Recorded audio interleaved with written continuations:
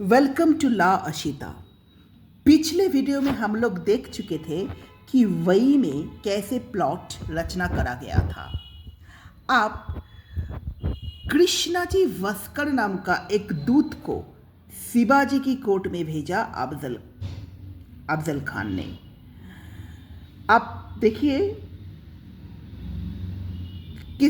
Okay, एक बात मैं स्पष्ट करना चाहता हूँ कि अभी मेरे पास चाहे वो ओरिजिनल इमेज हो या जनरेटेड इमेज हो वो अवेलेबल नहीं है। इस पूरी प्लॉट को मैं कैसे उसका ओरिजिनल या फिर एआई जनरेटेड इमेज अवेलेबल नहीं है, तो मैं इसीलिए यहाँ पर विदाउट एनी इमेज इसको बोल रहा हूँ। ओके, ठीक है। तो वायु कि कृष्णाजी वास्कर इस व्यक्ति की इमेज अभी मेरी पास अवेलेबल नहीं है, तो विदाउट कॉपीराइट कृष्णाजी भास्कर इन्हें भेजा गया शिवाजी की कोर्ट में, और अफजल खां का होकर कृष्णाजी भास्कर जो मैसेज दिया वो कुछ ऐसा है कि अफजल खान ये बोलना चाहते हैं कि तुम्हारी पिता के साथ हमारा दोस्ती था, ग्रेट फ्रेंड था वो मेरा, तो वो तो स्ट्रेंजर नहीं थे मेरे लिए, तो तुम भी आओ और देखो। और एक बात भी उन्होंने बोला कि आदिल शाह को बोलकर, अपने इन्फ्लुएंस को यूज़ करके आदिल शाह को बोलकर कोंकण में शिवाजी का जो भी पोजीशन से, सीधी बात है, जो भी चीज़ें वो कोंकण में अधिकार किए हैं उनको, वो जो भी पोजीशन से, मतलब सीधी बात है, जो भी बात शिवाजी जिस चीज़ को भी अधिकार किए थे कोंकण में, उसको वो कंफर्म कर सकते हैं। और वो इन्होंने ये भी बोला कि अगर तुम कोर्ट अटेंड करना चाहते हो, सीधी बात है, शिवाजी की दरबार अटेंड करना चाहते हो तो करो, तुम यू आर वेलकम्ड। और अगर नहीं भी करना चाहते हो तो यू विल बी एग्जेम्प्टेड। देखिए, अंग्रेजी में तो ये बात बोला नहीं कृष्णाजी भास्कर शिवाजी को, इसका इंग्लिश ट्रांसलेशन जदुनाथ सरकार में अवेलेबल है। मैं उस इंग्लिश ट्रांसलेशन को यहाँ पर रख रहा हूँ। Your father has long been a great friend of mine, and you were therefore no stranger to me. Come and see me. Come and see me. And I shall use my influence to make Adil Shah confirm your position of Konkan and force you now hold.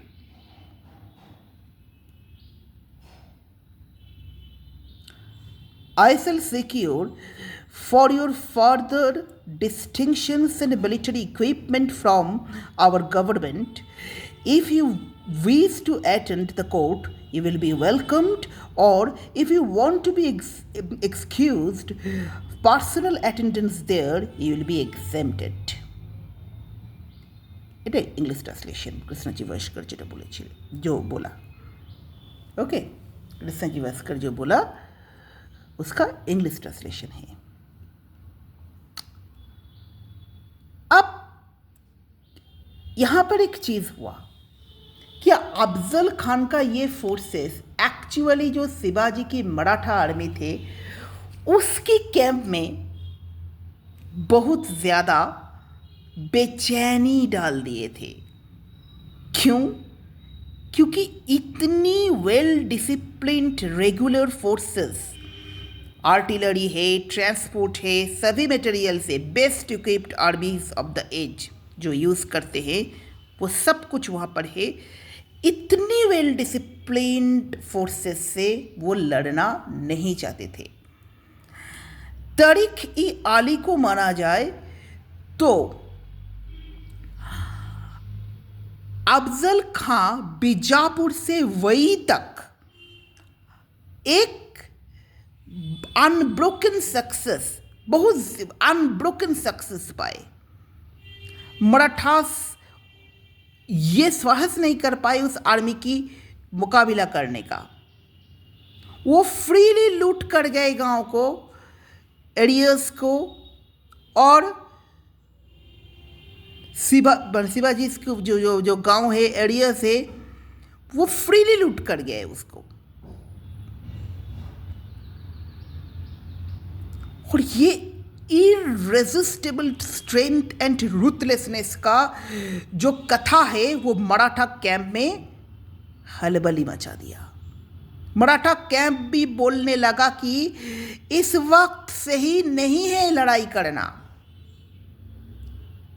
ठीक है, इस वक्त सही नहीं है। इसीलिए जब first council of where हुआ था तो उन्होंने ये बाकायदा शिवाजी से प्रार्थना किया था कि भाई साहब, एनिमी बहुत ज़्यादा स्ट्रांग है और इस वक्त कोई भी हॉस्टिलिटीज़, कोई भी दुश्मनी, कोई भी शत्रुता, great loss of life and property की अतिरिक्त कुछ नहीं ले आने वाले हैं।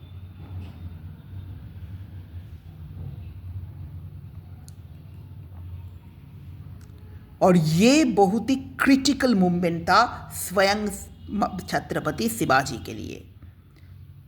हालांकि वो खुद चाहते थे, परंतु मराठा कैंप भी तो हुआ यूं। और देखिए, अगर उसकी बात मान भी लिया जाए, ये बात जो कृष्णाजी भास्कर बोले हैं, अगर वो मान भी लिया जाए, एक्चुअली इसका अर्थ है जो भी सपना उन्होंने देखा था स्वाधीनता का, फ्यूचर ग्रेटनेस का, वो सब के सब खत्म हो जाएगा।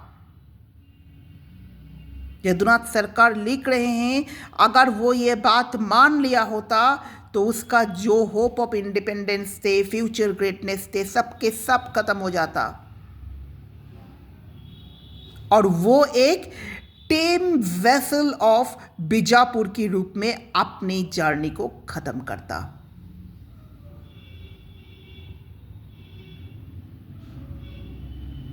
इसकी पश्चात open defiance of Bijapur authority actually in असंभव हो जाता, उसका डोर क्लोज हो जाता।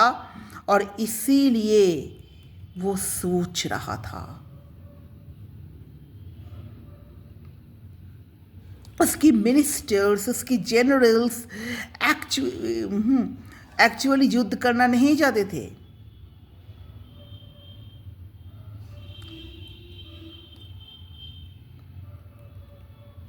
इसीलिए वो सोच में पड़ गया था। एक रात शिवाजी सोच रहा था, और कहा जाता है यहाँ पर एक लेजेंड के मुताबिक, और एक बात मैं हमेशा बताता हूँ कि ऐसे लेजेंड का भी तो हिस्ट्री हो नहीं सकता, परंतु वो है लोक कथा में कि भवानी माता स्वयं आकर इस वक्त शिवाजी को बोले थे कि अफजल खां से लड़ना और उसका विजय होगा, यह आशीर्वाद भी दिया था। और नेक्स्ट मॉर्निंग जब सेकंड वेयर काउंसिल का मीटिंग हुआ तो शिवाजी उन सबको आह्वान किया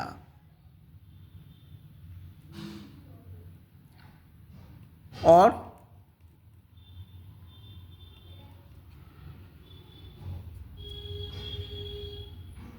अपनी माता से भी शिवाजी इस वक्त आशीर्वाद लिया था।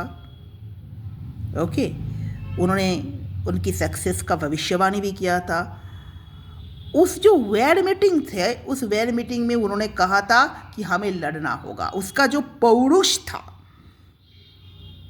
उसकी जो मैनली वर्ड्स था, उस सेकेंड जो वेयर काउंसिल का मीटिंग है उसमें वो उन्होंने बोला कि भवानी माता खुद आकर सपने में उन्हें प्रॉमिस किए हैं और उस गॉडेस की ब्लेसिंग से हमारी प्रति उनकी जो मैनली वर्ड था, उनकी जो पौरुष था, वो उस वक्त की मराठा जनरल्स, उस वक्त की मराठा मिनिस्टर्स, और मराठा कैंप की जो योद्धाएं युद्ध करना नहीं चाहते थे उसके ऊपर युद्ध का एक नया उमंग भर दिया। वो जंग करना चाहते थे आप अफजल खां से। ये एक लीडर का स्किल होता है। ओके, ठीक है, कि अपने सैनिकों की मन को समझना, मिनिस्टर्स जनरल्स की मन को समझना और उनकी साइकोलॉजी को अपने मुताबिक चलाना। चलो, मोरो त्रिम्बक पिंगले और नेताजी पलकर को कोंकण से बुलाया गया, कंकणसर घाट से बुलाया गया और प्रतापगढ़ की निकट अपना कैंप को बसाया गया। ये पूरी केस तैयार हो गया, पूरा फील्ड तैयार हो गया। चलिए यहीं पर आज का ख़त्म करते हैं और बैटल ऑफ प्रतापगढ़ अगले वीडियो में हम लोग डिस्कस करेंगे।